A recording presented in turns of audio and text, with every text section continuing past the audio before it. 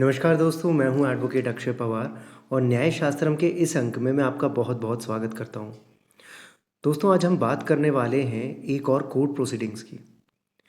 इस court proceedings में ये हुआ कि मेरे पास एक केस आया जिसमें एक गवर्नमेंट कॉन्ट्रैक्टर होते हैं जिनको ये कॉन्ट्रैक्ट मिला होता है कि वो कोर्ट्स के, एक डिस्ट्रिक्ट कोर्ट के 2 कोर्ट रूम्स बनाएं।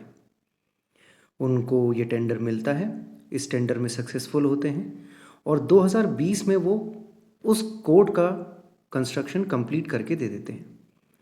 बट 5 साल बीतने के बाद भी अभी तक उनको पेमेंट नहीं मिला। उनके बिल्स जो हैं वो पीडब्ल्यूडी डिपार्टमेंट ने क्लियर नहीं करे थे।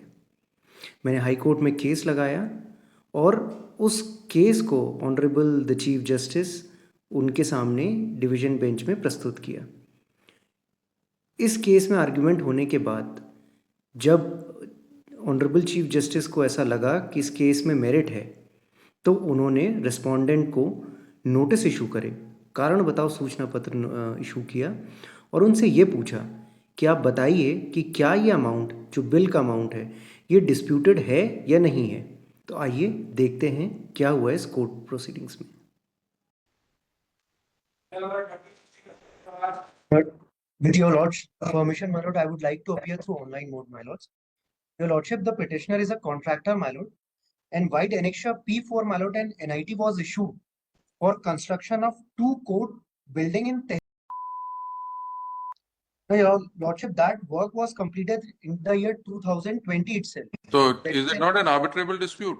No. The bill has not been paid, my lord, and it is an undisputed bill. Where show us one document where they say it is not disputed. Yes, your lordship, may kindly see annexure P9. Yes.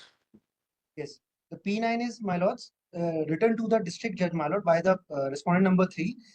तहसील सौसर न्यायालय परिसर में 2 court room भवन का निर्माण में विद्युतीकरण कार्य सहित का भवन हस्तांतरण प्रमाण पत्र बाबत उपरोक्त विषयांतर्गत लेख है कि तहसील सौसर न्यायालय परिसर में 2 कोर्ट भवन का notice accepted by Lord Council appearing for respondent number 1 to 4. 1 to 4. Notice shall issue to respondent number 5. Lord Council for respondents 1 to 4 prays for time to take instructions as to whether the amount claimed by the petitioner is an admitted amount or whether there is a dispute. At request list give after 2 weeks.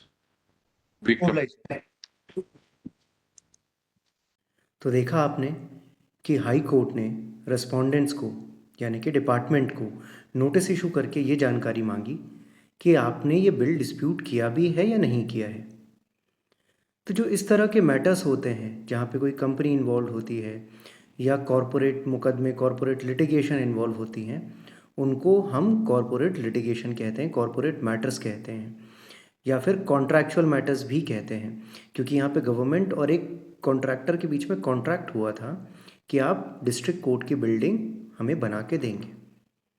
अगर आपके भी ऐसे कोई contract किसी government authorities के साथ चलते हैं तो आप उन कॉन्ट्रैक्ट्स में अगर कोई डिस्प्यूट आता है तो आर्बिट्रेशन को मैटर रेफ़र कर सकते हैं। आर्बिट्रेशन क्लॉज में सब टर्म्स एंड कंडीशंस दी होती हैं और ऐसा ना होने पे उसे आप कोर्ट में, हाई कोर्ट में 226 में चैलेंज कर सकते हैं अगर कोई और अल्टरनेटिव रेमेडी आपके पास ना हो।